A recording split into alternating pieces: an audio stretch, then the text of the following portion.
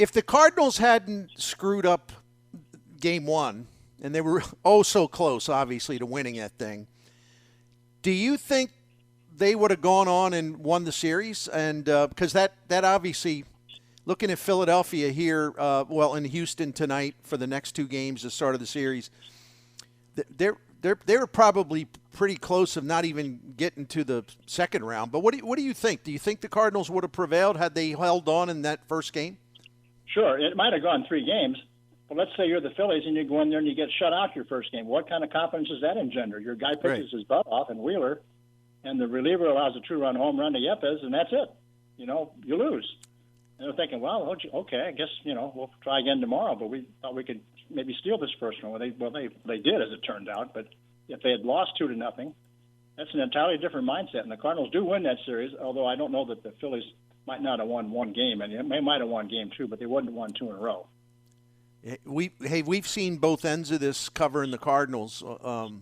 You, of course, have seen more of it because you've covered the Cardinals for such a long time. But we've seen both ends of what happens when the confidence is shaken, or where it can take one game or one bad inning, and the team that comes out of it has got so much more confidence, and the team that falls short in a game they should have won. I'm not saying they all fall apart, but we've seen teams fall apart a lot under those circumstances. Well, it's funny that the game actually turned in the 8th inning when Marmol took Gallegos out after he walked 8th place hitter Bryson Stott, and who was a base stealer, and Marmol was afraid that Stott would steal not only second but steal third, and he'd get a cheap run out of it and be in the game. So that's why I brought in Helsley in that inning, because he holds runners on better. He did not intend to use Helsley for 5 outs in that game, but he was distressed, even probably a little angry that Gallegos had walked that guy to put him on. Let him hit his way on. They're 2 runs down.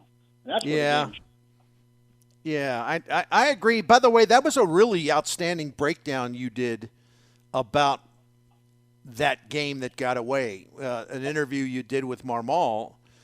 And I enjoyed his comments and his explanation. I really do appreciate his candor.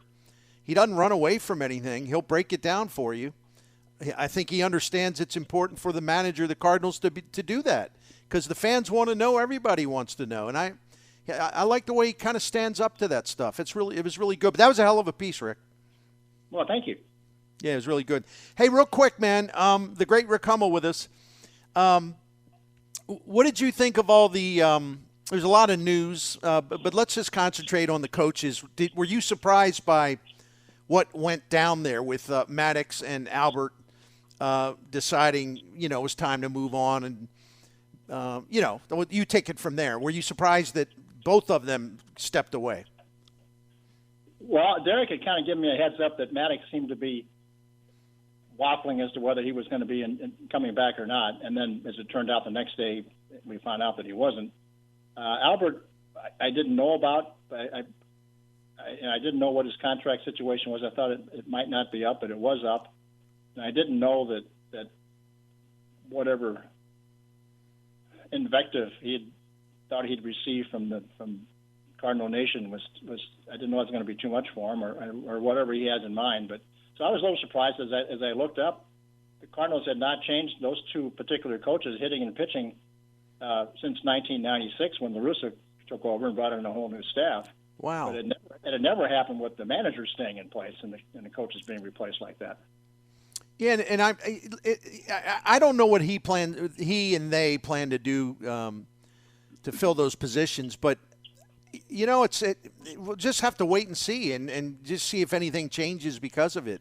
But it is an intriguing time because they had a really good season up until the postseason. Or they did go a little flat in September. But, sometimes it's good to shake it up a little bit or to be able to make change. When you have the opportunity to make changes, sometimes that can really benefit you. Well, Wainwright threw that name Dusty Blake out there, as did Mozeliak, so it looks like the pitching strategist, as he was called, has a pretty good line on being the pitching coach if they stay in-house, because the pitchers seem to like him, and he's already familiar with all of them anyway. They'll have another pitcher or two, but they won't have 6, 7, 8 new guys he has to learn. So I wouldn't be surprised if that's the case. Hitting coach, you could either pluck one of Albert's people from the minor leagues, like Russ Steinhorn or Peterson, or you could go with Gilkey or Ludwig or somebody like that. I don't know if that head coach is going to come from outside the organization either. So I'm a big believer that the coaches don't play that much of a role in the success or failure of a hitter or pitcher. They can just show them the right way to go, give them the information. Like, this is what we have. This is what we think you should do or try. And then after that, it's out of their hands. It's up to the players. That's exactly right, and the same applies to the postseason. I've kind of been amused by the fact that apparently Jeff Albert was the reason that, maybe the sole reason that they didn't score, enough runs in these various postseasons. I do believe the athletes have a say in the matter in terms of whether the team can score runs or not. I believe there's some culpability there, but I could be wrong. I don't believe Goldschmidt or Arenado cited Jeff Albert as the reason why at all in those postseason. No. I blame this, and I mean that somewhat facetiously. I blame this on La Russa because didn't he pretty much change batting coach every single year? And I think Cardinals fans got used to this idea. Well, yeah, it's always the batting coach. Look at how often TLR used to swap those guys out.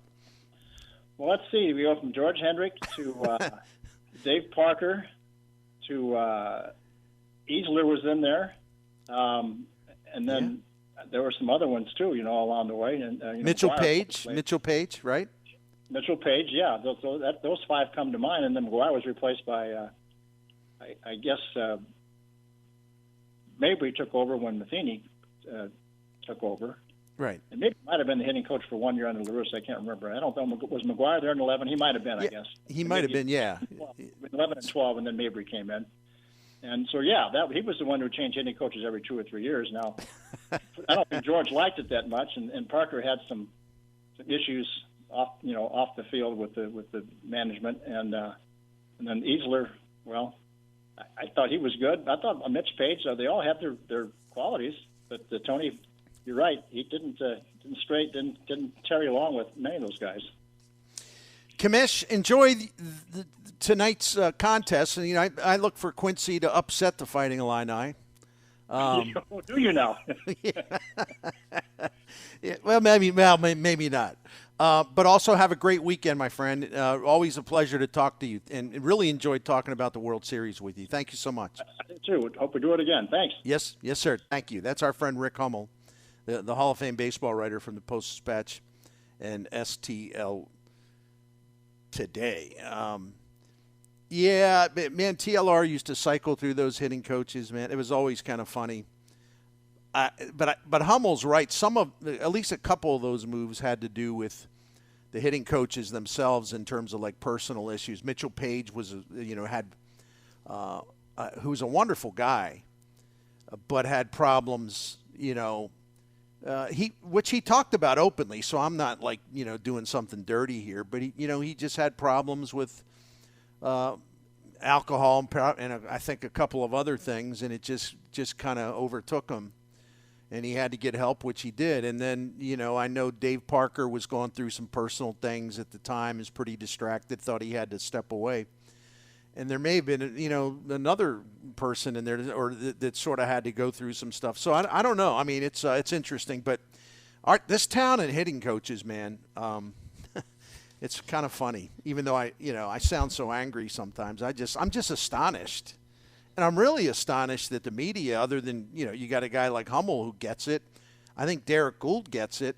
I think Ben Hockman gets it. But it's just astonishing to me so many people really think they haven't scored runs in the postseason because of Jeff Albert.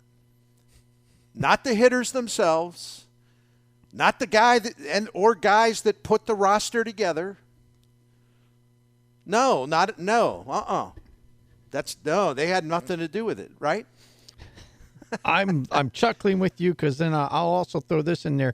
Sometimes guys like Blake Wheeler have something to do with it too. You know? Yeah, that's right. Again, look, they had their chances in that 2-game series and they didn't capitalize it. Sometimes it's the pitcher. Sometimes the guys are just those guys. Every guy we knew going into that playoff round, the Cardinals were not in sync. They were not where they were a month prior. And it's all timing sometimes, right? That we knew that they were going to have a hard time with Zach Wheeler and with Aaron Nola, and they did. Yeah. And, yeah, they could have put up a better fight. I mean, who was it? All these games start to run together. I mean, Aaron Nola's last start of the postseason until tonight, most recent start, he got knocked around by the Padres, I think. Yeah, he did. So, I mean, yeah, there's a way to get to them. And, I did that thing yesterday. I won't revisit it other than to say, I looked at all 61 games 61 games lost by all the teams that lost them. There's like 22 teams that participated in the playoffs from 2019 through right now. And when you lose a game, man, they're all skunked. I mean, they don't do much. The Cardinals did worse than most, but it's just I keep using the word. It's just astonishing to me that you got media people in this town that think that this is somehow exclusive to the Cardinals. Good pitching shutting you down in the postseason, better caliber, and that there's only one person to be held responsible for it. I'm going to be rude here, but I actually think from a sports being a sports fan or media person that really follows baseball, to think that this was all one guy's fault, I think it's impossible to be dumber than that. I don't think it's possible. Seriously, I don't think you can be. You can't be any more stupid than that. I agree with you, but there's people out there like that, man. Here we are. Oh. I got a good text here I'll share with you. Sure, man. Because we were talking about the World Series. It says, the Astros closed the dome tonight, getting all those cheap home runs tonight. Ha-ha. I presume that's tongue-in-cheek. That's funny. Yeah, I think it is. Because that fits into, I was reading The Athletic all week, which I always do. I love The Athletic, and reading a lot of the World Series stuff. And it's just people are just, coming out of the woodwork to just like relitigate 2017 and still accusing them of cheating. It's just like that. It's such a strange time in baseball. Do we ever hear sports fans of other leagues and sports carrying on like this and just it never ends? It'll go on for years and decades, and they're convinced that everything's a conspiracy. I know the Patriots drew a lot of that, but do hockey fans just go around looking for conspiracy theories? Or if one team did in fact do something wrong, which the Astros did, they carry that rage around for 6-7 years longer, to the point where the team now, I guarantee you when all the members of that 2017 Astros team are gone, moved on or retired or whatever, people will still be accusing the Astros of cheating this year. The fact that Aaron Judge did something incredible, and there's never been any whiff of any kind of taint with him, totally legitimate home run champion in the American League. People, you and I talked about this. Mm-hmm. This thing became this thing became like an MMA like cage event. People going nuts, like screaming at each other about McGuire, Sosa, Bonds. It's just like, well, what? Baseball fans, a lot, but not all of them. They just can't let anything go. It's true. Oh, the game was better back in my day. Well, how do you know that? You enjoyed it more, but why was the game better? I mean, all these sports evolve. They never stay the same. And there's a lot of things about baseball today I don't like all that much. But I don't do the game was so much better in my day. That's when it was real baseball. No. I mean, these sports change. And I know baseball has a special place in kind of like the national history. I get all that, right? Mm-hmm. But it doesn't mean that it should stay the same forever and ever, because we'd be talking about a lot of different things. Like I would imagine if it's going to stay the same forever and forever, there'd probably be some people wondering why there's no people of color playing the game, or why the ball's so dead and nobody can score. I'm referring to, of course, segregation, and I'm referring to the dead ball era, which was pretty bad. I mean, I can, the game changing. The more you expand, the more diluted pitching becomes. But does that mean you should never expand? Every other sport does. So I don't know. I just don't know.